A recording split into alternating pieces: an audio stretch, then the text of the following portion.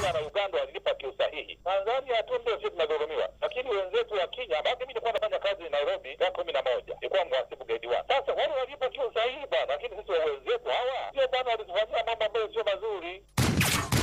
Bwana, sisi tunachokiongelea, mwananchi wa nchi hii ameshiriki katika kuchangia pato la taifa kwa namna moja au nyingine. Kama unavyofahamu, nchi hii ni ya wakulima na wafanyakazi. Watanzania wote ni wazee watarajiwa, awe mwanamke awe mwanaume. Kwa hiyo ni jukumu letu sote kuhakikisha kwamba tunatengeneza mazingira mazuri ya wazee, kwa sababu tukitengeneza mazingira mazuri ya wazee, manake hata sisi tutafikia hatua hiyo. Tupeni hela zetu. Rais baba, sisi tunakuamini. Hebu jaribu kutusaidia. Sisi ni wazee. Jamani, mnataka mimi nifanyeje? Mnataka nitumbue jipu hapa hapa? Wangapi wanataka nitumbue jipu? This is Morning Jam Capital Radio. This is Morning Jam Capital Radio. This is my radio station. Capital Radio. Fahari msikilizaji. Oh yeah. Mfano neno jambo, mkato hauna jambo, jibu lake si jambo, tafsiri sina jambo. Ukitazama ili pambo rizidishwavyo urembo, ni kuulizana mambo tu kwa useme wenye umbo, kusalimiana, kujuliana hali. Kapera uo. Naitwa Mlisho Mpod. Unasikiliza Morning Jam hapa Capital Radio.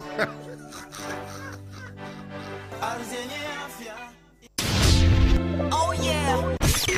Mfano neno jambo, mkato hauna jambo, jibu lake si jambo, tafsiri sina jambo. Ukitazama ili pambo rizidishwavyo urembo, ni kuulizana mambo tu kwa useme wenye umbo, kusalimiana, kujuliana hali. Kapera uo. Oh yeah. Mfano neno jambo, mkato hauna jambo, jibu lake si jambo, tafsiri sina jambo. Ukitazama ili pambo rizidishwavyo urembo, ni kuulizana mambo tu kwa useme wenye umbo, kusalimiana, kujuliana hali. Kapera uo. Naitwa Mlisho Mpod. Unasikiliza Morning Jam hapa Capital Radio.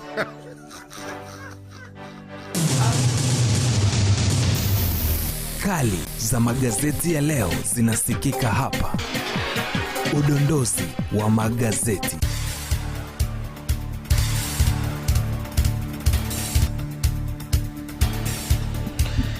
Hapa ni Capital Radio, package ya kutosha zaidi. Leo hii ikiwa ni tarehe 8 Januari mwaka 2021 2021. Karibu tuweze kuangazia magazeti ambayo tuko nayo katika meza yetu ya magazeti leo katika Morning Jam Weekend hii leo Ijumaa. Mimi niko na gazeti la Nipashe na gazeti la Uhuru mkononi mwangu. Naitwa Constantine Meko Mihambo Dam. Nina habari leo. Tena kugusa kitaifa, kimataifa na pia bila kusahau tena kuangalia zile habari za michezo na burudani. Mwanamuziki Jembe uko safi mzima njema leo. Niko vizuri kabisa, nashukuru Mungu. Aise, nakuona. Napendeza sana. Asante. Naam, Nipashe kurasa kwanza leo limeweza kuandika hapa kiama wachirilishaji maji taka Chawadia. Lakini pia polisi 4 wafukuzwa kazi madai ya rushwa, uhalifu, Jafo asukia wizi mamilioni. Wanafunzi anadaiwa kutoroshwa apatikana. Watumishi matatani tuhuma kulipana posho fedha za JPM. Gazeti hili la Nipashe kwa upande habari zake za kitaifa na muonekano wake pia moja kwa moja asubuhi ya leo. Habari leo limeandika waziri wa China atua amsifu JPM, wanaokwenda nje kulipa $230,000 kupima corona. Polisi TRA kusaka wakwepa kodi. Polisi 4 wa rushwa ya milioni 30 wafukuzwa kazi. Aliyekutwa na gongo bangi viroba naye atimuliwa. Dr. Mwinyi atangaza vita kumaliza udhalilishaji. Ni gazeti la Habari leo kurasa wake wa kwanza, habari zile za kitaifa. Uhuru leo ni ile taarifa ya wagonjwa wa jinsia tofauti walazwa katika wodi moja. Lakini pia vigogo 187 serikalini kuchukuliwa hatua. Mikakati mahususi yatakiwa wasichana kusoma sayansi. Dr. Mwinyi ataka kuanzishwe mahakama ya ukatili na udhalilishaji wa kijinsia. Gazeti hili la Uhuru kwa upande wa habari zake za kitaifa na muonekano wake pia moja kwa moja asubuhi leo. Na sasa ni habari za kimataifa. Naam, Nipashe hii leo kwa upande wa habari zake za kimataifa ukurasa wake wa 19 ile taarifa ya wafariki wakipinga Biden kutangazwa rais kutoka kule Marekani. Kim Jong Un akili mpango kiuchumi mwaka 2016 ulifeli kutoka kule Korea Kaskazini. Mahakama tupilia mbali dhamana mwanzilishi mtandao wa WikiLeaks kutoka kule Uingereza. gazeti hili la Nipashe kimataifa hii leo mezani. Lakini pia tuangalie gazeti hili la Uhuru kwa pande habari zake za kimataifa, ile taarifa ya kuhusiana na mahakama ya tupilia mbali ombi la dhamana la WikiLeaks kutoka kule Marekani. Gazeti hili la Uhuru kimataifa hii leo. Na sasa ni michezo na burudani. Kiza na Habari Leo kurasa wake wa mwisho kabisa, Lusaji wasimamishwa KMC, Anabai afariki dunia, Simba kujiwa kundi lao leo, timu za ligi kuu zote za fuzu 32 ligi daraja la pili. Lakini pia Yanga na Mungo Simba kazini Mapinduzi Zanzibar. Gazeti la Habari Leo kurasa wake wa mwisho michezo na burudani. Lakini pia Nipashe limeweza kuandika hapa tumetekeleza maneno ya Simba hayo. Lakini pia kocha ajivunia kiwango ya hamisha dozi Mapinduzi. Lakini pia Simba Yanga kujiuliza kule Zanzibar, Villa ya mweka sokoni Grealish. Gazeti hili la Nipashe kwa pande habari zake za michezo na burudani na muonekano wake pia moja kwa moja kwa asubuhi ya leo. Lakini pia Uhuru leo michezo na burudani limeweza kuandika hapa ijue miamba 12 itakayotikisa Afrika. Lakini pia Simba Yanga mzigoni leo, Simba kuwajua wabaya wake katika makundi leo, Shikalo atajwa Yanga. Gazeti hili la Uhuru leo kwa pande habari zake za michezo na burudani na muonekano wake pia moja kwa moja kama unavyoona hapa. Naam. Tumetimisha. Mimi niko na gazeti la Nipashe na gazeti la Uhuru mkoani mwangu. Nilikuwa na gazeti la Habari Leo. Tuliweza kuangalia habari zile za kitaifa, kimataifa na pia bila kusahau tuliangalia zile habari za michezo na burudani. Toka Santini Miako Mihambo, mwenzangu akiwa ni Mwanamisi Kajembe. Turejea hapa kwa ajili ya kuruka kama mwewe kwa ajili ya kuangazia yale ambayo tuko nayo tumekuandalia kupitia Morning Jam, dondoo zile za michezo katika viwanja mbalimbali hapa nyumbani na hata huko majuu, lakini pia katika dondoo muhimu moja baada ya nyingine. Bila kusahau saa 2 kamili ni mada mezani, na hii leo tunazungumzia sekta ya mazingira, ikiwemo hii taarifa kubwa ambayo pia kiama utiririshaji maji taka cha wadia, lakini pia mpango ambao upo sasa hivi kutekeleza sera ya mazingira ili kuhakikisha watu wanatunza mazingira kukabiliana na mabadiliko ya tabia ya nchi. Kuna mengi ya kujivunia leo katika Morning Jam, tufuatilie moja kwa moja huko ulipo.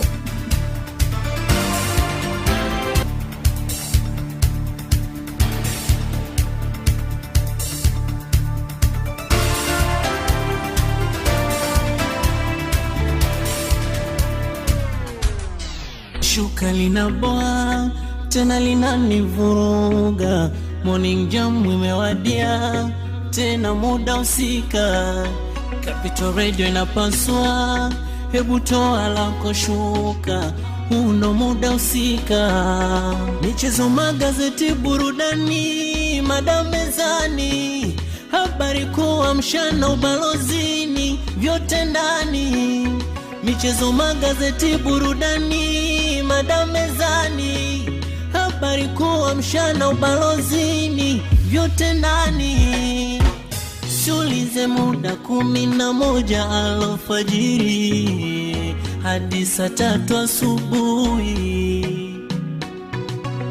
Sulize muda 11 alfajiri hadi saa 3 asubuhi. Ni Jumatatu mpaka Ijumaa kila siku, zima mshumaa. Ni Jumatatu mpaka Ijumaa kila siku. Ibra King hapa, nasikiliza Morning Jam na Capital Radio.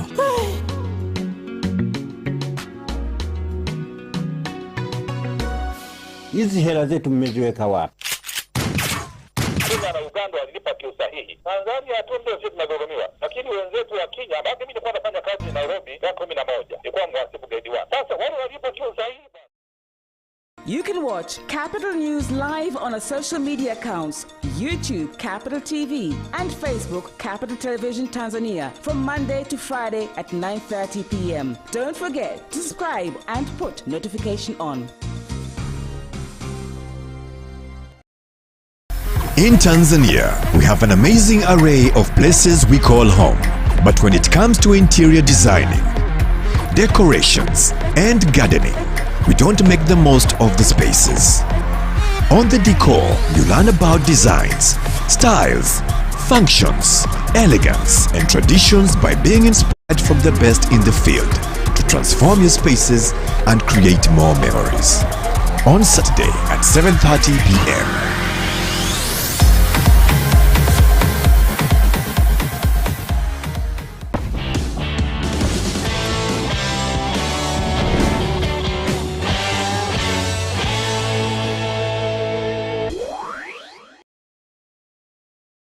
Specifically for the comfort women, which gave them compensation that was meant to have irreversibly settled this case once and for all. So they have not recognised this case, but it is an ongoing cause of contention between South Korea and Japan. The Indonesian cleric who founded the group behind the 2002 Bali bombing has been released from prison. 82-year-old Abu Bakar Bashir was released early after his 15-year jail term was cut short. 202 people were killed in the attack in Bali. Most were foreign tourists, including 88 Australian nationals. Bashir was convicted of funding a military-style training camp to train the perpetrators in Aceh province. Jessica Washington is at the prison in Bogor, just outside Jakarta, with more on the reaction to the cleric's release. Police released Abu Bakar Bashir in the early hours of the morning before the sun had even come up, in part hoping to avoid any sort of spectacle by supporters of the controversial cleric. The question of Abu Bakar Bashir's release has always been controversial. In 2019, the government proposed an early release for the cleric, and that was met with strong condemnation from the public, and in the end, that release never went ahead. This time is different, however. Abu Bakar Bashir has served his sentence in full, and there are no further mechanisms to keep him behind bars. Security experts say that the 82-year-old is in poor health and has diminished influence over the years, and it's unlikely that he would continue to be a security threat. Police, however, will continue to closely monitor Bashir, and he will be under surveillance for the rest of his life.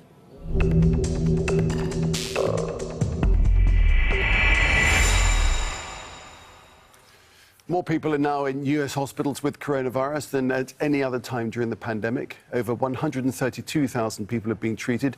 Nearly 4,000 people died on Thursday, the country's worst daily death toll so far. Critics say people aren't being vaccinated fast enough because of a lack of direction from the government. California remains the epicenter, and officials say, on average, there is a death every 15 minutes. Andy Gallagher is in Miami in Florida, and he says the situation there is not looking good.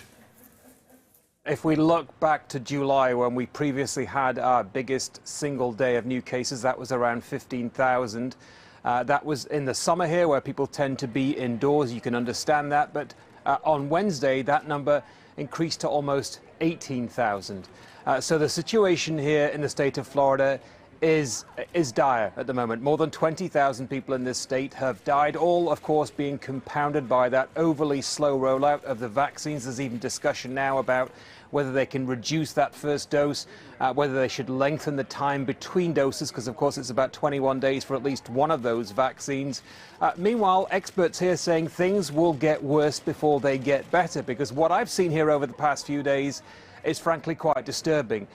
A lot of Americans traveling to the state of Florida, presumably for some winter sun, going around on boats, eating in restaurants. When those kinds of things happen, health experts say a few weeks later you will see yet another rise in cases and, of course, fatalities. And here in Miami-Dade County, this is the single biggest state for deaths and for new cases. So it is a dire situation in this state, one that may only get worse as things go by, and these vaccines tend to be rolling out very, very slowly. Of course, this state has a large population of people aged over 65. They make up around 20% of the entire state's population, and they really can't get this vaccine into their arms soon enough.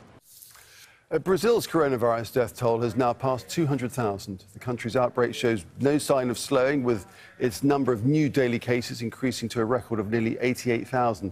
Experts are warning that the numbers will get worse due to the recent Christmas and New Year's holidays. The Brazilian government says it's at least 3 weeks away from beginning its vaccine campaign. For the second day in a row, the number of COVID-19 deaths in the UK has passed 1,000. Senior health service officials there are now warning that London's hospitals could become overwhelmed within days. Jonah Hull reports from London. Britain's vaccine rollout isn't going entirely to plan. At one local doctor's practice in central London, supplies of the newly approved Oxford AstraZeneca jab hadn't arrived as expected. Awkwardly, the health secretary was there to oversee distribution. Now we can make sure that it gets to all those GP surgeries that, like this one, can do all the vaccinations that are needed. Now, the rate-limiting step is the supply of vaccine, and we're working with the companies, both Pfizer and, of course, AstraZeneca, to increase the supply. And supply is proving a problem. Since December, 1.5 million people have received either the Pfizer or AstraZeneca jab, most with only a single dose so far, the second delayed in the hope that more can receive a first dose more quickly. It's a life-saving strategy, said Mr. Hancock, if not one supported by the drug manufacturers or the World Health Organization. It'll make me feel more comfortable going out to the shops for shopping and things like that, you know. Because it's always a concern, in fact, mixing with people. The government is a long way from injecting 2 million people a week, required to meet its target of 13.9 million of the elderly and most vulnerable by mid-February. This is a national challenge on a scale like nothing we've seen before, and it will require an unprecedented national effort. And, of course, there will be difficulties. Appointments will be changed, but as Brigadier Prosser will shortly explain, the Army is working hand in glove with the NHS and local councils to set up our vaccine network and using battle preparation techniques to help us keep up the pace. All the while, COVID-19 and its more infectious variant are running rampant. NHS leaders have warned that London hospitals in particular could be overwhelmed within days, short of thousands of critical care beds by mid-January. There is a national lockdown in place, but this is a clear race now. Virus versus vaccine. Jonah Hull, Al Jazeera. The plane maker Boeing is to pay $2.5 billion to settle a criminal charge that it concealed design flaws in its 737 MAX aircraft from US regulators. The settlement includes money for the families of victims of 2 crashes in Indonesia and Ethiopia that killed 346 people and grounded fleets worldwide. The US Justice Department says the firm engaged in a cover-up and chose profit over candor. The arrest of 53 government critics in Hong Kong, including pro-democracy politicians, has raised concerns about whether the territory's opposition can survive. And it's instilled fear in many residents who say they're now unsure what is and isn't legal. Adrian Brown reports from Hong Kong. 2020 was not a good year for Hong Kong, and the start of this one hasn't been much better. Adding to the gloom, the mass arrest of opposition figures. Many people we approached didn't want to talk about that. Sorry. Although this man did. This Hong Kong is no longer the old Hong Kong. Hong Kong has changed completely. This has never happened before. He doesn't care. Why should I be afraid? They all deserve to be arrested. They wrecked Hong Kong. Even before the arrests, the pro-democracy bloc in Hong Kong's parliament had been all but eliminated through disqualification and resignation. The question now is whether the opposition can